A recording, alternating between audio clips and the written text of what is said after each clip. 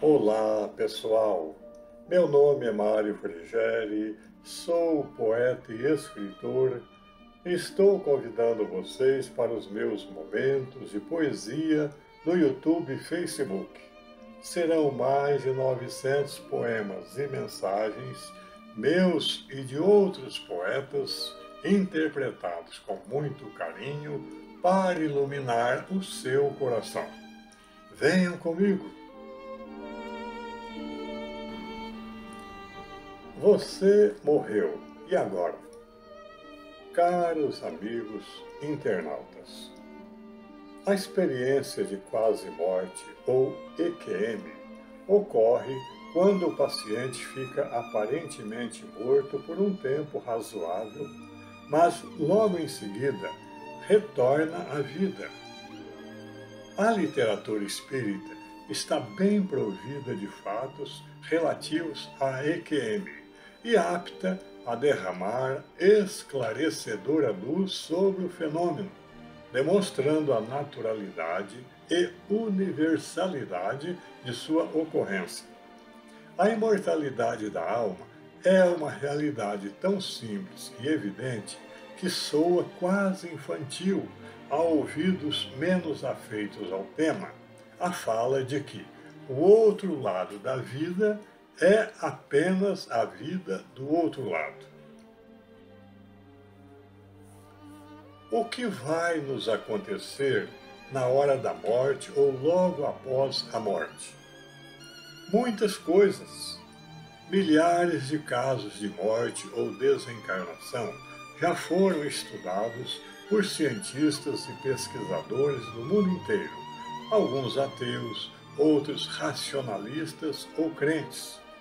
E desses estudos resultaram 12 pontos principais que, sem constituírem regra, podem ser considerados como um esboço do que normalmente ocorre com todos os que passam por essa experiência em todos os povos, independentemente de suas crenças ou níveis de educação. As informações foram fornecidas pelos próprios pacientes em caso de EQM ou pelos espíritos recém-desencarnados em comunicações mediúnicas e foram condensados por nós no livro A Crise da Morte, de Ernesto Bozano, publicado pela FEB. Em síntese e de forma geral, os pacientes afirmam que 1. Quando despertaram no plano espiritual, perceberam que mantinham a mesma forma humana que tinham na existência física. Isso é compreensível, porque o homem é um ser tríplice, tem espírito, corpo espiritual e corpo físico. Quando o corpo físico falece, o espírito retorna ao mundo invisível com seu corpo espiritual, que tem a configuração humana e que é o molde que gerou o corpo físico. O apóstolo Paulo, há 2000 anos, já dizia isso com outras palavras, como vemos em 1 Coríntios 15:44. Abre aspas, semeia-se corpo natural, ressuscita corpo espiritual. Se há corpo natural, há também corpo espiritual. Fecha aspas. 2. Ignoraram durante algum tempo após a desencarnação que estavam mortos. Isso ocorre porque muitos seres humanos desconhecem que, como espíritos, são imortais e, ao desencarnar, como permanecem num corpo tangível, semelhante ao corpo físico, muitas vezes não notam a mudança do plano visível para o plano invisível, e parece-lhes que tudo continua igual à existência que tinham na carne. 3. Durante a transição da morte, viram passar em sua mente uma espécie de filme bastante nítido que lhes apresentava todos os acontecimentos da vida que estava findando. É uma espécie de rebobinamento rápido, disparado pela memória, que leva o espírito a reviver em poucos segundos todos os lances de sua existência. É como se fosse um primeiro balanço da vida pelo qual ele passa no plano espiritual. 4. Foram recebidos e acolhidos no mundo espiritual por familiares e amigos que haviam desencarnado antes deles. Essa recepção fraterna só ocorre com os que têm merecimento. Os que não têm são envolvidos por comparsas de farras ou cúmplices de crimes que os arrastam a novos delitos. 5. Passaram, logo após a morte, por uma fase mais ou menos longa de um sono profundo e reparador para a restauração de suas energias. Isso ocorre com os espíritos bons, que geralmente despertam no mundo invisível, no hospital ou numa casa de repouso, cercados de atenção e carinho de profissionais da saúde e de parentes que os precederam. Os maus, ainda dominados por vícios e paixões humanas, não logram gozar dos benefícios desse sono, persistindo na ilusão de que ainda estão vivos na carne, quando, na verdade, estão mergulhados em pesadelos que lhes causam severa aflição. 6. Acharam-se num meio espiritual radioso e maravilhoso, no caso de espíritos moralmente equilibrados, ou num meio tenebroso e opressivo, no caso de espíritos moralmente depravados. 7.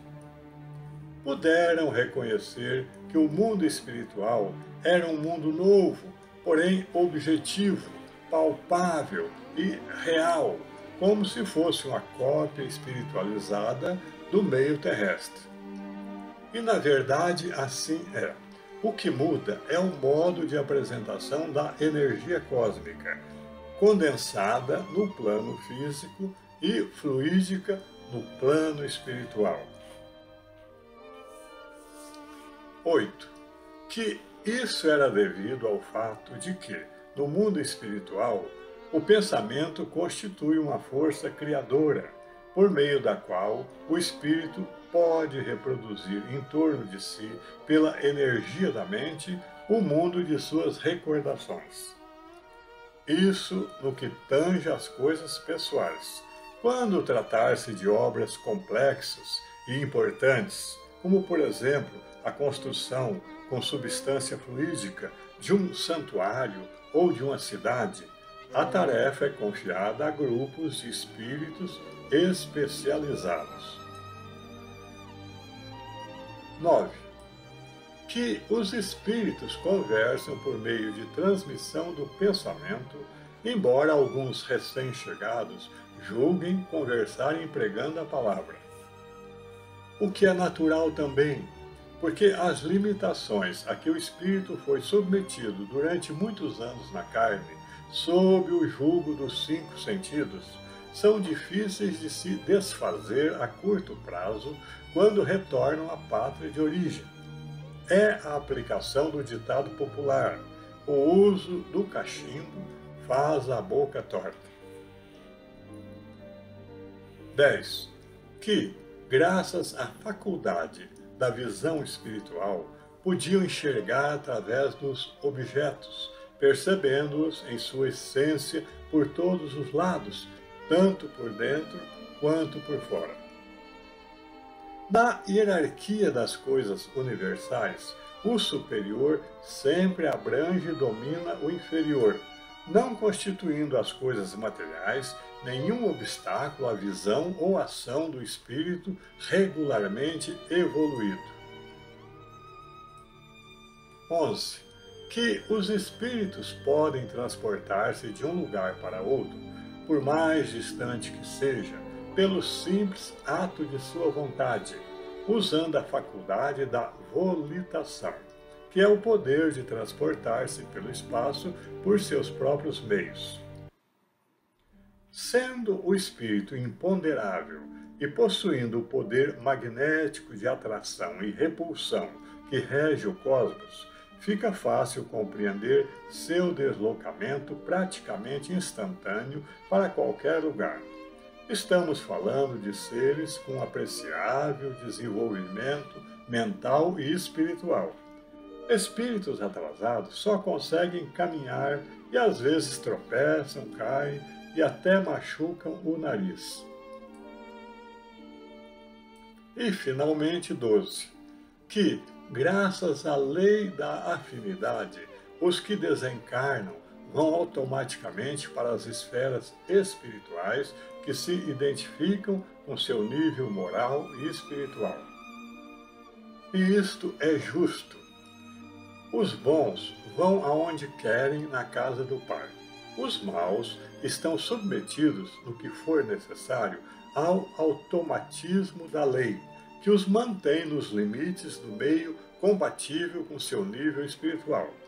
O que torna o espírito livre é a bondade natural do coração.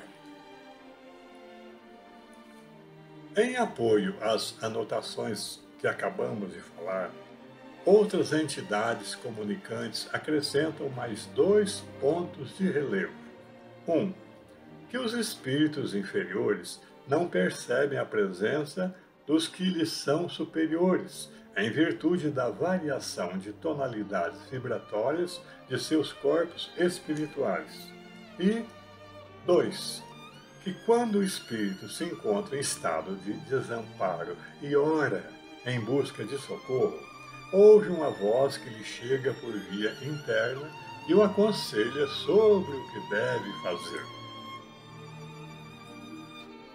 É bom frisar que os 12 pontos relacionados por nós não são iguais para todos os que morrem ou desencarnam, porque as variações de níveis evolutivos, necessidades espirituais e peculiaridades pessoais de resgate se estendem ao infinito, mas servem de esboço para aqueles que ainda se encontram no beabá da ciência espiritual e queiram se aprofundar no tema. Estes são ensinamentos de importância crucial para todos nós, que um dia também passaremos pela experiência da morte, facultando-nos encontrar nessas lições elementos que nos irão propiciar uma passagem mais suave do lado de cá para o lado de lá. Isso não é nenhum motivo de temor para os espíritos mais experimentados. Nós já morremos tantas vezes em outras vidas que uma morrida ou desencarnação a mais no presente não vai matar ninguém. Se a morte é a grande certeza da vida, a imortalidade é a grande certeza da alma. O túmulo não encerra destinos, apenas abre veredas para aqueles que souberam pavimentá-las com o bem. Por isso, viver é preparar-se para esse instante de transição com serenidade e consciência, preparando-nos desde já para a entrada na pátria luminosa que nos acolherá além da morte. Aprendemos no Espiritismo que morrer não é um fim, mas um recomeço. E se, para os desavisados, a morte pode parecer um salto no desconhecido, para os iluminados pela fé raciocinante, é apenas a travessia para o lar de onde procedemos. Que saibamos, portanto, viver de tal forma que, ao cruzarmos essa fronteira, sejamos recebidos não pelo frio do nada, que não existe, mas pela efusão do amor divino que existe, e que aguarda a nossa chegada a qualquer momento no lar da eternidade.